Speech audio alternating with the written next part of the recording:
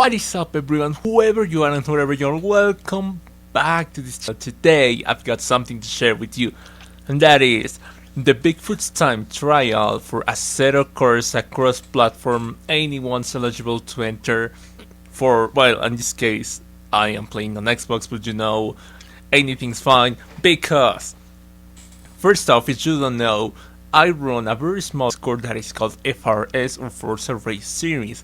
Now, yeah, I know it's called Forza Race Series, but we do actually a lot of games, not just Forza. So feel free to join if you play anything racing related or whatever. This week's time trial is for Assetto Corsa is the Porsche Cayman GT4 on Mugello full.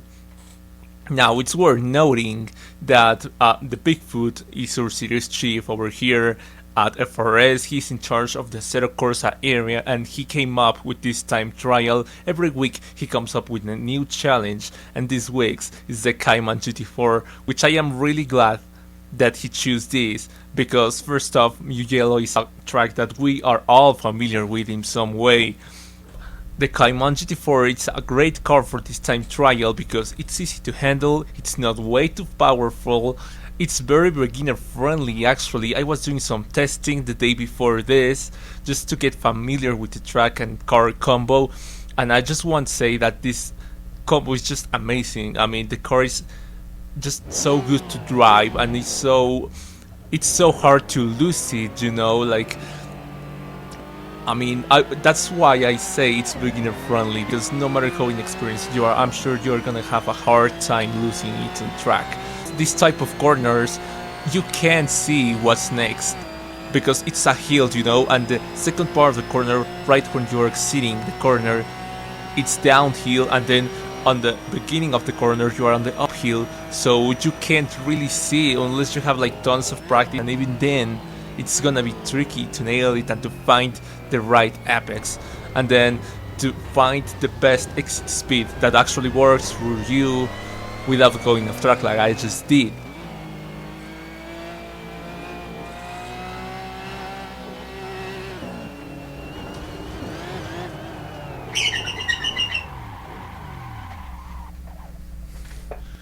And without spinning out like that, because I just spun out. Let's go try find the problem. Coming to the end of lap 4, and according to the game, I'm carrying full 5 seconds, which is amazing. I could never pull this off on Forza because the track limits are just so dumb and some all over the place, which is frustrating, of course.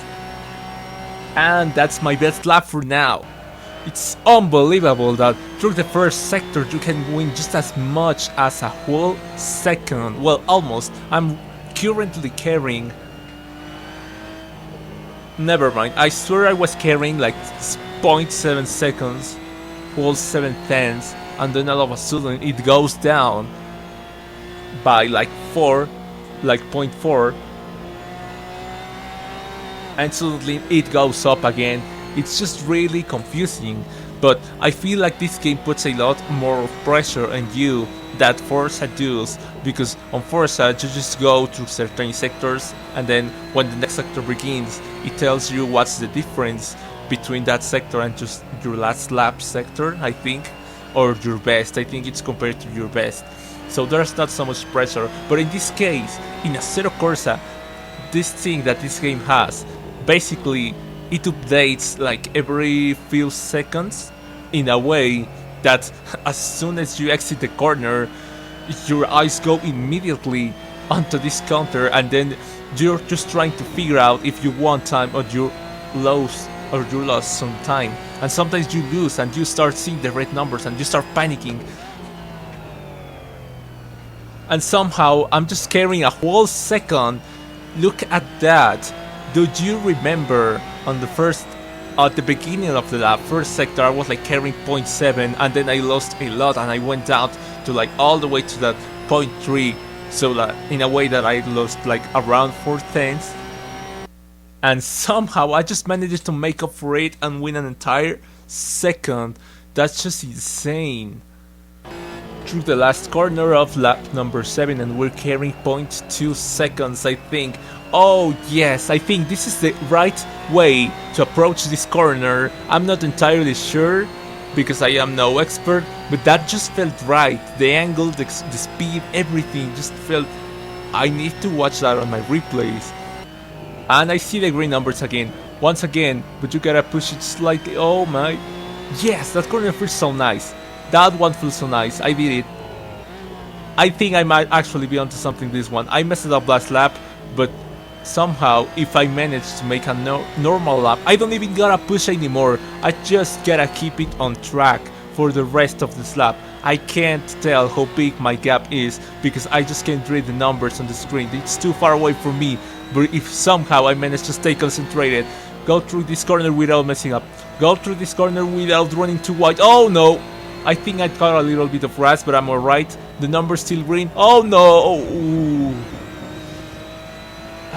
That's the end of it. That's the end of it. I don't see the red numbers yet. Oh, come on!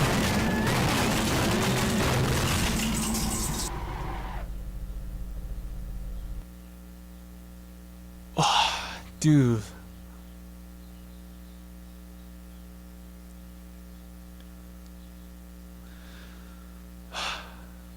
Sorry, boys, I had to let you down. It was such a great lap. It was such a great lap. What even went wrong? Oh, yeah. I think I might have delayed a little bit my braking. Come on. Remember, boys, that your lap actually begins at the end, at the last corner of your previous lap, because your exit speed will, you obviously have an impact on the straight, so you gotta exit as quickly as possible. Your lap begins, remember, your lap begins on the last corner of your previous lap. Through the S's, absolutely keeping the car on track, eating a little bit of sausage corner on the inside, but doesn't matter, we're good. We didn't catch any grass, which is important actually, because I usually tend to eat a lot of grass and sand, as you could see probably on the oh my, I did just eat. I shouldn't be talking so much about eating sand, because I just did. That's what happens when you talk so much about something. But we might actually be onto something, because our numbers are green right now. Our numbers are green. We might actually... That was just so perfect. Wait, hold on. We might be onto something. That's the quickest I have ever taken that corner. Timing my braking the absolute best I can. Oh my, I was so close of eating the grass, exceeding through that one. But we are right. Like, I swear, if I ran a tiny bit too wide, I would have eaten some grass. Approaching this one corner, one of the last corners, in fact it's just like exactly the same as the last one, except it's facing the other side. We approach the chicanes as quickly as we possibly can. You have no idea how difficult it is to approach the chicanes without actually eating the whole thing and going out of control, and we might actually be onto our best lap yet. I don't know, this might just be a 2-on-2. This might just be a 2-on-2 if we don't mess up, which is gonna be hard to mess up on the straight. That's it, we finally did it. Let's go, boys, we did it. This is a 2-on-2. Personal best, we finally did it. No way. I can't even tell by how much I managed to improve that lap, but oh my, was it an adrenaline lap full of fear of messing it up. I somehow managed to... You know what, I was thinking this video already picked. I'm not gonna be improving by a lot, and if I do, it's going to be taking a while. But guess what? I just improved it. I think that was a 2-on-2. I didn't even see. I didn't even look at the times. I was just panicking because the numbers were green, and I knew I was carrying a huge amount of a huge gap, you know. Oh yeah, my exit speed was just perfect, and it felt perfect at the beginning of the previous lap.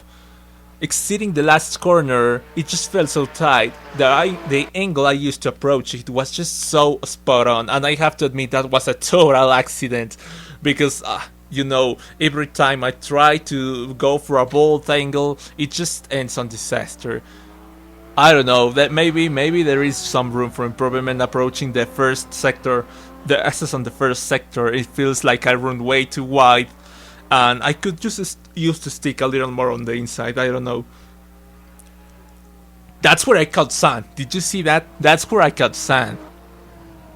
Just a tiny bit of dust went flying on the air, and that probably costed me 0.5 tenths maybe. It's insane how quick this lap was. It's just insane, dude. I think we have officially peaked voice. Honestly, I can't see a faster lap. By me, of course, because there's other drivers out there way more talented than I am. Just look at how good that angle was. That was just so spot on. The planets have aligned in our favor for this lap.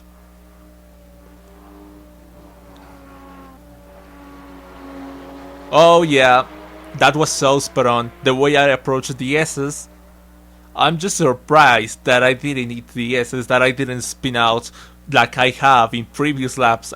Yesterday I was testing. Yeah, look at my speed and my exceeding angle. That was just straight up insane.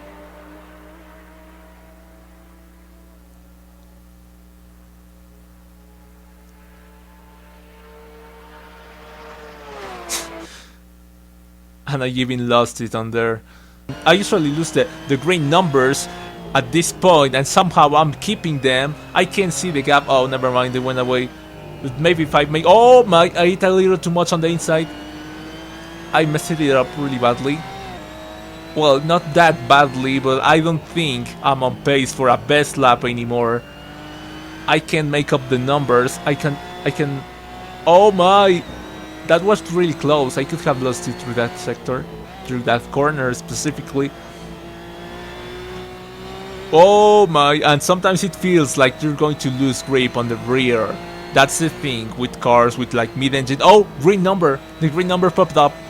I saw it. Ah, there it is. I might be on pace for my best, boys. I might be on pace for an even better lap, which is already hard to believe for me.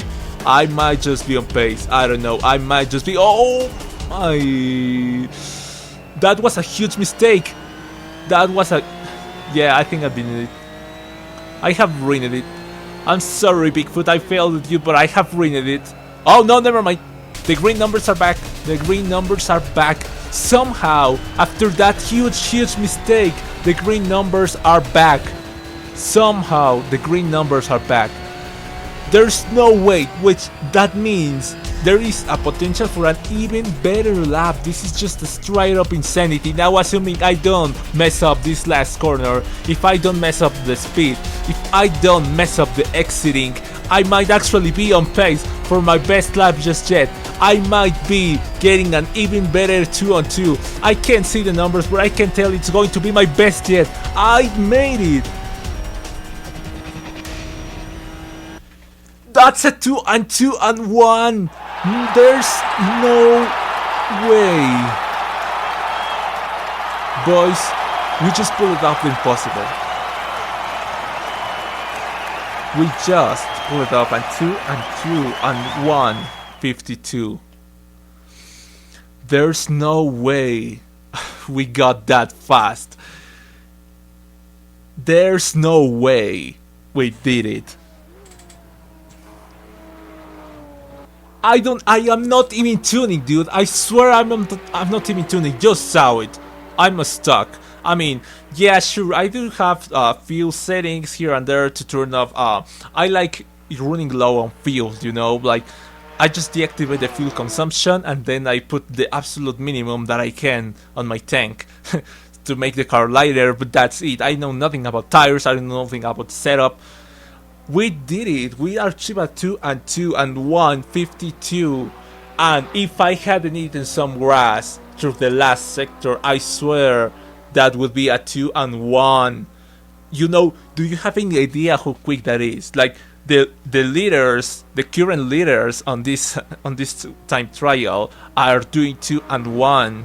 So I would be on pace for a 2-on-1. Just to put things into perspective, I belong to the G3 group. The G3 group is the slowest group in the server, in the racing league. The fastest guys are on the G1 group.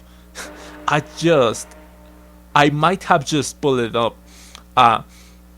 G1 lap time. I might have just laid down a lap time on pace to the absolute fastest on the server. And that's just straight up insanity to me. Alright boys, I think this is everything for today. Thanks for coming, thanks for staying with me, because I haven't been very active lately. I'm sorry for that. I'm gonna be leaving you with the replay of this awesome time trial. I might be back later on if I manage to make a decent tune for this car, but honestly tuning isn't really my forte, so I don't know, we'll see. I'm just really happy and I can't see a faster time by me, but I don't know, things happen, perspectives change. So thanks so much for coming, and I hope to see you guys in the next one.